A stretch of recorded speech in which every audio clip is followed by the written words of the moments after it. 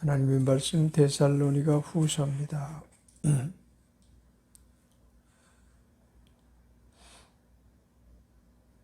6절부터 읽겠습니다.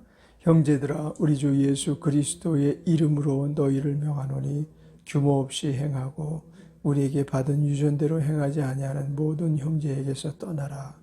어떻게 우리를 본받아야 할 것을 너희가 스스로 아나니 우리가 너희 가운데서 규모 없이 행하지 아니하며 누구에게서든지 양식을 값없이 먹지 않고 오직 수고하고 애써 주야로 일함은 너희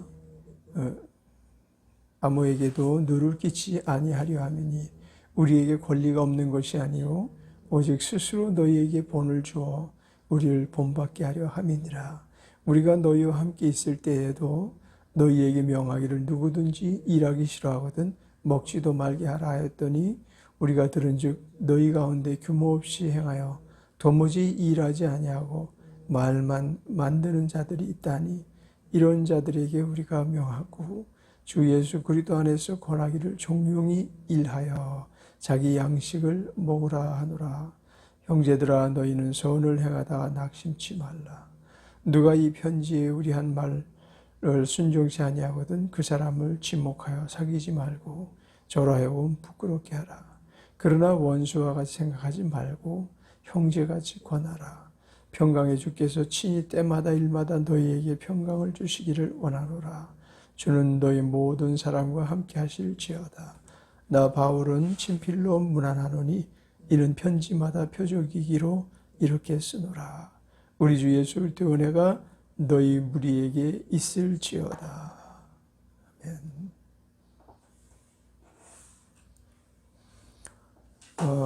데살로니가 후서 3장 6절부터 마지막 절까지 읽었습니다. 데살로니가 교회를 향해서 이제 그 편지를 마감하면서 그 주신 말씀 이게 더욱더 결론적으로 이런 의미를 담고 있겠죠. 결론적으로 우리는 어떻게 살아야 되겠는가? 결론적으로 우리는 어떻게 그리스도인으로서의 삶을 살아서 우리의 삶이 헛되지 않게 할 수 있을까? 그 부분에 대해서 이제 총 정리해 주시는 그런 의미를 담고 있습니다. 그런데 그 마지막 절에 말씀하시기를 뭐라고 말씀하셨는가 하면 17절에 나 바울은 친필로 문안하노니 이는 편지마다 표적이기로 이렇게 쓰노라 이렇게 말하고 있어요. 그러니까 사실은 성경은 결론이 매 구절마다 결론적인 내용을 담고 있어요. 그래서 성경이 위대한 책이죠. 세상의 어떤 책들은 결론, 그 사건의 어떤 결론을 위해서 모든 것을 쓰고 모든 것을 그 목적을 향해서 1단계, 2단계, 3단계, 4단계 나가면서 결국은 이렇습니다. 이것이 세상의 책들이거든요. 그래서 우리들이 명작 소설이라는 책을 보아도 한 4번, 5번 보게 되면 결국은 싱거워요. 이게 내용이 아무리 순애보적이고 아무리 사랑에 대해서 기록한 글이라 할지라도 한 5번 정도 보게 되면 실증이 나고 그 담긴 내용이 그렇게 깊지 않다. 그런 생각을 하게 돼요. 물론 그 이전에 성경을 알기 전에는 그런 책들에 대해서 굉장히 매혹되어서 이것저것 또 다른 책이 없나 하고 막 책을 찾아서 보고 그랬죠. 그 문학적으로 하여튼 그 예민한 시기에 그런 책들을 계속 찾아봤어요. 뭐 괴테의 것이라든지, 하여튼 유명한 시집, 바이런의 시집이라든지, 뭐 이런 것들 중에서 그 함축되어 있던 말씀들이, 내용들이 아니 어떻게 이렇게 표현을 이쁘게 잘 쓸 수 있을까? 이런 글귀가 어디서 나왔을까? 라고 생각할 정도로 매혹됐던 그런 내용들도 성경을 접하고 나서 성경이 담고 있는 말씀 한마디 한마디 안에 들어있는 꽉 찬 내용을 보고 나서는 굉장히 수준 차이가 나는구나. 아, 사람의 글과 하나님께서 집필하게 하신, 그래서 하나님께서 그 안에 기적과 이사를 함께 지금도 나타나게 하시는 생명 있는 이 말씀 안에서는 그 어떤 책도 비교할 게 없겠다. 그런 생각이 일찍이 이제 깨달음이 올 때가 있었어요. 그러니까 단어 한마디 한마디에 우리의 삶이 바뀌어지게 할 수 있을 만큼 내용들을 많이 함축시켜서 하나님의 말씀 한마디가 사람의 만마디보다 더 명철하시고 지혜로우시고, 그리고 또한 우리를 이끄는 그 힘이 강력하죠. 그래서 성경에 사로잡힌 사람들이 삶이 바뀌어지는 것입니다. 어떤 명작에 사로잡힌 사람이 그렇게 삶에 크게 바뀌어지지 않고 세상을 살아가면서 이제 정서적으로 안정감을 좀 얻기는 해요. 정서적으로 쉽게 무너지는 사람들을 보면 대개 어떤 그런 경험이 없는 사람들이죠. 지식에 관한 고찰이 없고, 또 어떤 것이 가치가 있는 것인가에 대해서 잘 알지 못하고, 이거 해볼까? 이거 하면 될까? 이 사람을 만나볼까? 저 사람이 뭐 괜찮을까? 뭐 이런 식으로 그 사태 파악을 잘 하질 못하는 거예요. 그래서 세상의 학문도 굉장히 중요해요. 왜냐하면 세상의 학문으로 세상을 살아가면서 인지력을 높여주니까, 어떤 사건에 대한 인지력, 또 과학에 대한 인지력, 그런가 하면 어떤 학술에 관한 인지력을 높여주는 것은 다 틀림없어요. 피아노라는 물건이 있는데 피아노에 관한 설명과 또 피아노 치는 요령을 공부하지 못한 사람은 피아노에 대해서 알지 못해요. 그냥 뭐 덩치 큰 물건에 지나지 않죠. 그렇지만 그거에 대해서 숙련이 되면 뭐 그 위에서 막 날아다니잖아요. 그리고 그 훌륭한 음들, 황홀한 음들을 연출해 가면서 예술가가 되는 거죠. 그리고 인지력이 중요하고, 그런데 그 인지력만 가지고는 세상에서 우리의 무너진 마음이 수습되질 않아요. 우리의 잃어버린 힘이 회복되지가 않는다니까요. 낙심이 들어오면 그냥 좌절하고 말아버리죠. 낙심을 진행하도록 그냥 내버려둬요. 그런데 성경은 그렇지가 않습니다. 낙심을 물리칠 수 있는 힘이 그 안에 있고, 좌절을 극복하게 하는 힘이 그 안에 있어요. 그래서 이것으로 계속 훈계를 받은 사람들이 결국은 어떠한 사람들이 되는가 하면 용맹스러운 사람이 될 수도 있겠죠. 또 세계적인 어떤 어떤 분야의 장인이 될 수 있겠죠. 왜냐하면 기본이 갖추어지는 거야. 정신적 기본이. 삶의 기본이 갖추어지는 거야. 나아갈 바를 분명히 알고 나아가는 것이고, 또 혼자 가는 것이 아니고 늘 하나님의 인도하심을 받고, 마치 목자 없는 양이 이리저리 풀을 뜯다가 나중에 먹을 땐 좋았는데 돌아갈 곳이 없는 거예요. 어디로 가야 할지 방황하는 거예요. 이리저리 방황하다가 결국은 늑대의 밥이 되기도 하고, 그 맹수들의 짐승의 먹이가 돼버리고 많은 신세에 빠져버리듯이, 그와 같이 사람들은 혼자 가는 길은 위험해요. 그래서 하나보단 둘이 낫고 둘보단 셋이 합력하는 게 낫다, 이런 말도 있는데 물론 그래요. 그래서 사람들이 친구를 새기고 친구 관계를 유지하고 하지만 한간에는 친구로 말미암아 몹쓸 일을 당하는 사람들도 꽤 많잖아요. 그래서 우리의 삶 속에 무엇을 본받아 살아야 되느냐, 누구의 교훈을 따라 살아야 되느냐, 두말할 필요 없이 우리는 그 어떤 어려운 상황이 와도, 낙심이 와도, 어떤 괴로움이 와도, 슬픔이 와도, 또 감당하기 힘든 많은 일들이 밀려와도 주님께서 해결해 주실 수 있는 능력이 있으신 분이고, 또 우리를 늘 실수하지 아니하도록 최종적 마지노선이 있어서 우리에게 자유의지를 허락하셔서 우리가 할 수 있는 모든 것을 허락하셨지만, 그러나 이것은 안 돼 할 때는 제지하시기도 하시고, 또 좀 더 나가도 되겠는데 하면 또 끌어주시는 거예요. 우리의 사역의 원천은 그리스도 예수 안에 있는 줄 믿습니다.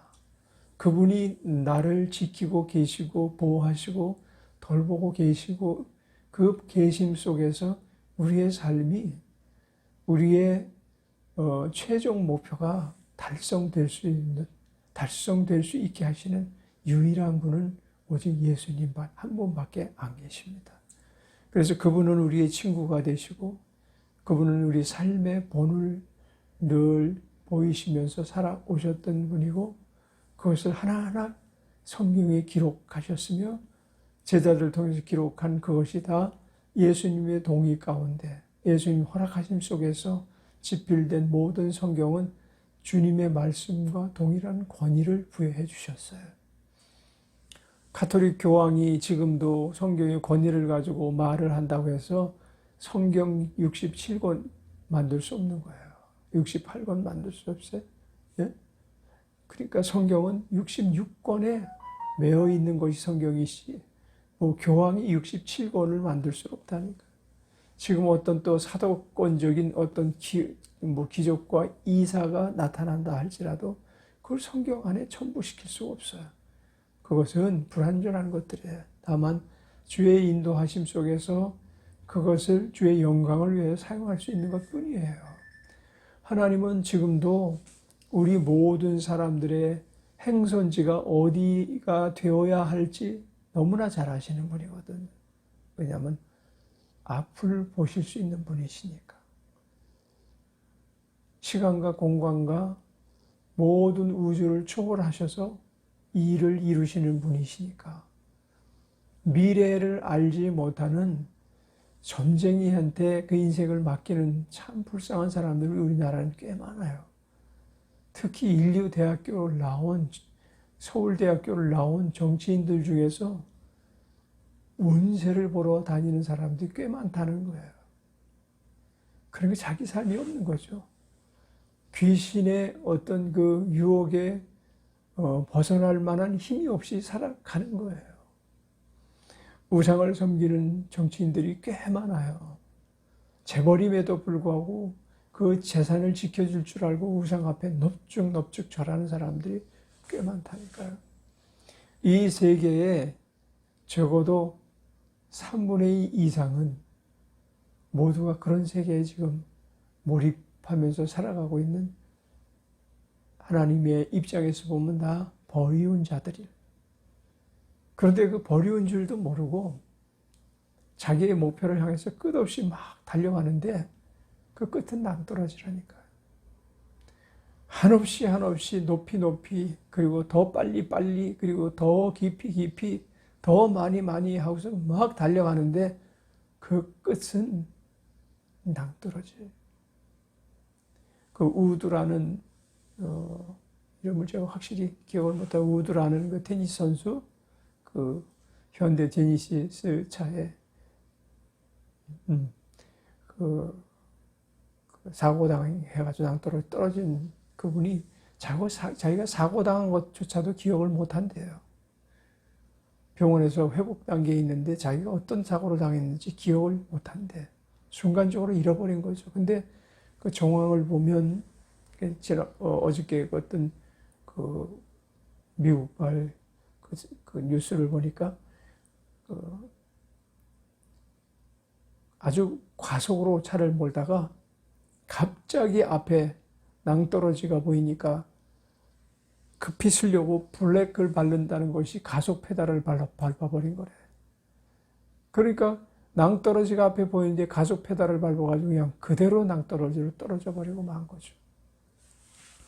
사람 사는 것이 딱 그런 거예요. 우리는 그래서 지금이라도 성경으로 늘 돌아가야 되고, 또 어떤 상황 속에서도 성경 안으로 들어가야 되고, 그 그리스도의 말씀을 따라서 살아가는 믿음의 사람이 되시기를 바랍니다.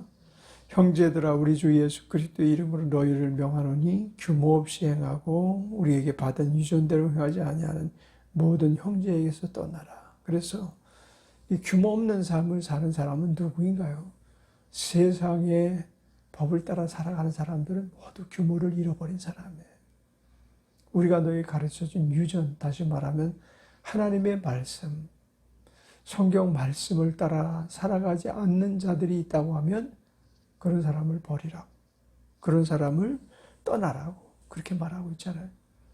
그러니까 우리는 직장 상사가 어떠하느냐, 또 직장이 어떠하느냐, 그런 거에 노심초사하면 그 삶은 불완전하게 이를 데가 없어요.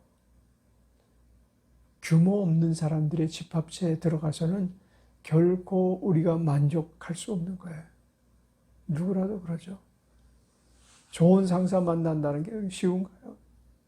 자기를 돌봐줄 수 있는 좋은 상사가 그리스도인들은 돼야 되지만, 그러나 흔하게 그렇게 좋은 상사가 우리 눈에 띄지 않아요.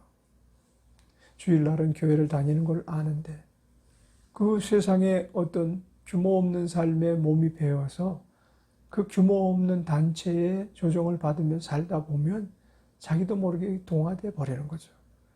그러나 성경은 유전대로 행하지 아니하는 모든 형제에게서 떠나라, 그렇게 말씀하죠. 어쨌든 우리는 그들과 관계를 끊을 수가 없다 할지라도 유익이 서로가 그를 통해서 모든 일을 성취해 나가는 관계를 맺는 그런 삶을 살아야 되기 때문에 그냥 속세로 떠날 수 있는 그런 사람들은 아니잖아요. 사회생활을 해야 되고 사회활동을 해야 되고 그런 사람마다 다 떠나면 있을 곳이 없어져요. 우리 그리스도인끼리 공동체를 만들어서 때로는 그 공동체 안에서 살려고 하지만 공동체를 만들어 산들 그 안에 정말 정확하게 성경적으로 규모 있게 살아가는 사람만 모여 있다고 볼 수는 없다고. 이제 규모 없는 삶을 사는 자, 유전대로 행하지 않은 모든 형제에게서 떠나라 라는 말은, 그래서 포기하라 라는 말로 우리 들려지진 않죠. 그들을 교훈하고 가르치고 본받는 자가 되게 하라. 예수 그리스도의 오심은 세상의 모든 죄인에게서 떠나기 위해서 오신 분이 아니에요. 오시자마자 떠나는 삶을 살지 아니하시고 부딪히는 삶을 사셨죠. 그들을 변화시키고 그들을 바꾸시고, 그들이 예수 만나기 전에 다 규모 없이 살았어요. 물고기 잡기 위해서 새벽이 맞도록 그 물고기 잡는 일에 종사하고 있었고, 그것으로 수입을 얻어서 가정 생계를 꾸미고 그런 삶을 살았어요. 근데 그런 사람을 만나서 그 문제보다 더 중요한 문제가 있거든. 너는 나를 따르라. 내가 사람당 어부가 되게 하리라. 그러니까 여기서 만난 사람, 낚여야 될 사람들은 누구예요? 아직 예수님을 만나지 못하고 하나님 뜻대로 살지 않는 자들을 만나서 그들을 변화시켜라. 낚아와라. 그들을 통해서 교회 공동체를 이루라. 교회 공동체는 이 규모 없는 사람을 규모 있게 할 능력이 있어야만 합니다. 규모 있는 삶을 살기로 작정하게 만들어야만 합니다. 그들에게 지금 너 잘못 살고 있다는 것을 지적하고 그렇게 사는 것이 바른 삶이 아니라는 것을 또한 가르쳐 주어야만 하는 것입니다. 어떻게 우리를 본받아야 할 것을 너희가 스스로 하나니 우리가 너희 가운데서 규모 없이 행하지 아니하며. 그래서 이제 그와 같이 세상을 향해서 세상 사람들의 삶의 본이 되는 역할을 우리에게 감당하게 하시죠. 8절에 누구에게서든지 양식을 값없이 먹지 않고 오직 수고하고 애써 주야로 일함은 너희 아무에게도 누를 끼치지 아니하려 함이니 우리에게 권리가 없는 것이 아니요 오직 스스로 너희에게 본을 주어 우리를 본받게 하려 함이니라. 양식을 구할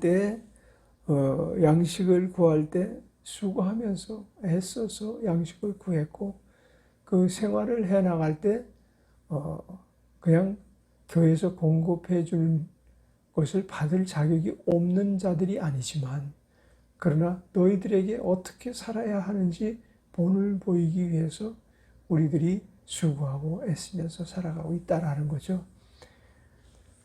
많은 교회 그 목회자들이 사실은 너무 편안하게 살고 있는 것 또한 사실이 아닐까 그런 생각이 들어요.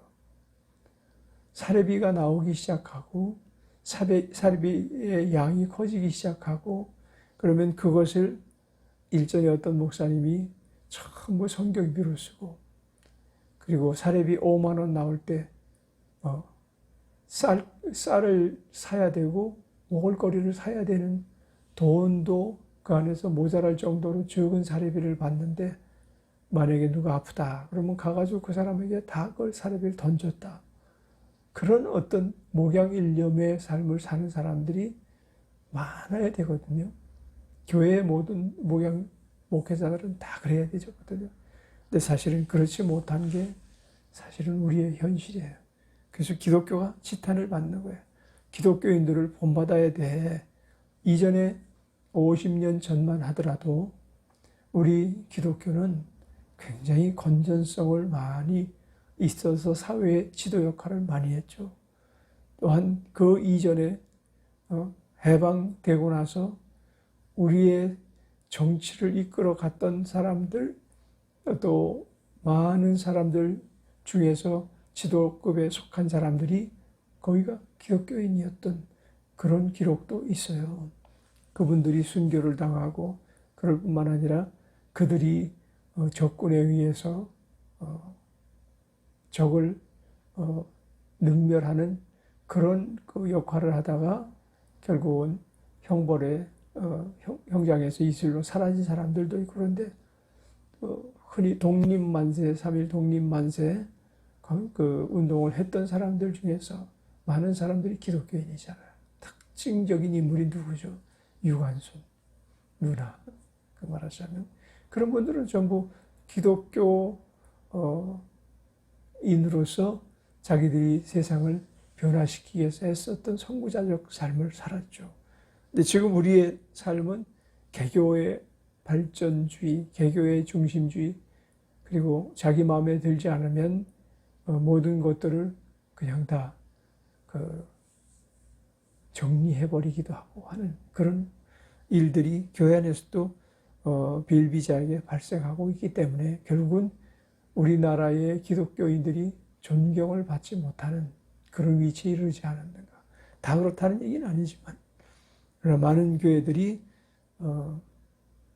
자기 교회가만 천국인 것 같이 생각하고 공동체로서 어떤 교육이 없다, 교류가 없다 그런 느낌을 갖게 합니다. 우리에게 권리가 없는 것이 아니오 오직 스스로 너희에게 본을 주어 우리를 본받게 하려 함이니라. 그래서 어떤 단체든지 본이 되는 사람들이 있어야 돼요. 요즘 정치계 일각에서는 윤석열이라는 한 분이 법 정의를 실천하고 그 어려움을 몸소 겪으면서 그 본을 보였던 사람이 있죠. 잘못한 사람들은 그 누가 됐든 법안에서 처리를 해 나왔던 그래서 과거에 두 대통령이 이분에 의해서 지금도 감옥살이를 하고 있잖아요. 이분이 수사에 전념하고 불의를 드러내서 할 수 없이 욕구를 치르고 있는데 이번 정권을 향해서도 잘못된 건 잘못됐다고 아주 과감하게 이야기를 그리고 국민적 이제 추앙의 대상이 된 거예요 지금. 그래서 대통령 선호도 1위. 장차 이제 대통령 선거에서 대통령으로 이분이 우리나라를 한번 다스리게 해드려야 된다. 이렇게 이야기를 하는데 그의 삶이 엉망진창이면 아무리 미사여구를 늘어놓고 대웅변가가 돼서 웅변을 해도 안 되는 거예요. 이번에 그 기초단체장 부산과 서울의 기초단체장 그 선거에서 국민의힘이 대승을 거뒀는데 국민의힘이 잘해서 그런 게 아니고 국민의힘도 문제거리가 많이 있어요. 근데 민주당 현 정부의 사람들이 더 큰 문제를 가지고 이 적은 문제를 지적하고 또 그걸 부각시켜 가지고 이 사람을 당선되지 못하게 하려 했지만, 더 큰 문제를 가진 사람들이 너희들이 도대체 그럴 자격이 있니? 그런 반감을 많이 산 거죠. 그러니까 너희들이 내로남불같이 자기들에게 한 일은 다 잘했다 하고 남이 한 일은 다 잘못했다 하는 사람들이, 자기가 한 일은 다 사랑이고 남이 한 일은 다 그건 사랑이 아니다, 이렇게 그런 식으로 살아온 사람들이 누구를 탓하는 거야. 그리고 아주 심판적인 그런 투표 결과가 나왔어요. 이게 다 우리의 사회의 본이 되는 리더자의 결여입니다. 만약에 현직 대통령이 아주 본이 되는 삶을 살았다면 조금 실정을 해도 다 국민들이 용납할 거예요. 그렇게 국민들이 현 정권을 칼질하거나 그럴 이유가 없어요. 근데 본이 되는 역할을 하지 못했고 규모 없이 정치 행위를 한 거예요. 그러니까 정치도 규모가 있어야 되고 또 지식에도 규모가 있어야 돼요. 한계가 있어야 돼요. 이 지식 저 지식 다 짬뽕이 돼버리면, 혼잡해버리면 결국 그것으로 모든 유익이 사라져버리고 마는 겁니다. 그리고 우리가 음식을 먹는 것도 규모 있게 먹어야 되잖아요. 요즘 길거리를 다니다 보면 어떻게 서양에서만 볼 수 있던 비만인들이 우리 동양인, 특히 한국인에게서 그렇게 많이 나타나는지 모르겠어요.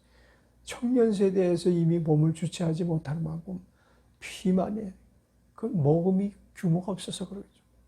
그러다 보면 이제 성인병이 이제 아니고 젊은 사람들도 이 성인병, 나이 어린 사람들도 동일한 성인병 안에 갇히게 돼버리고 말겠죠. 그래서 어떤 일이든지 규모 있게 일을 이루어 나가야 된다라는 것에 오늘 방점을 찍고 우리가 말씀을 좀 들어야 될 이유가 있을 것 같습니다. 우리에게 권리가 없는 것이 아니요, 얼마나 스스로 규모 있게 살려고 애쓰는 모습이 그 안에서 발견할 수 있지 않습니까? 우리가 너희와 함께 있을 때에도 너희에게 명하기를 누구든지 일하기 싫어하거든 먹지도 말게 하라 하였더니, 이건 삶의 규모인 것입니다. 일하지 않고는 먹지도 말라. 그건 성경적 우리의 삶의 규모이기도 합니다. 자, 형제들아, 너희는 선을 행하다가 낙심치 말라. 이제 돌뿌리에 채워서 넘어지는 사람들이 많죠. 선을 행하다가 낙심하며 넘어지는 거. 우리가 해야 될 일들이 많습니다. 선한 일이죠. 악한 일을 하다가 넘어질 수가 없어요. 이미 넘어진 일이니까. 그러나 선한 일은 이건 넘어지는 특징이 있어요. 왜냐하면 우리가 그 선한 일을 하기는 사실상 힘이 들기 때문에 낙심이 따라올 수 있죠. 그런 낙심을 이길 수 있는 힘이 어디 있습니까? 초도에도 말한 것처럼 우리가 하나님 말씀 안으로 돌아가서 하나님의 의도를 바로 깨닫고, 내가 과연 지금 하나님 뜻대로 살고 있는가? 하나님 원하는 방식대로 살고 있는가? 내 유익을 위해서, 내게 어떤 부유를 더 쌓기 위해서 지금 몸부림치다가 낙심하고 있지는 않은가? 우리의 모든 낙심의 근원은 하나님을 떠나서 오는 것입니다. 우리의 힘이 연약하기도 하고 우리의 욕심이 과하기도 하고, 그래서 낙심하는 거죠. 우리 하나님을 떠나서 사는 자가 아니라 늘 하나님 안에 사는 믿음의 사람이 되기를 주의 이름으로 축원합니다.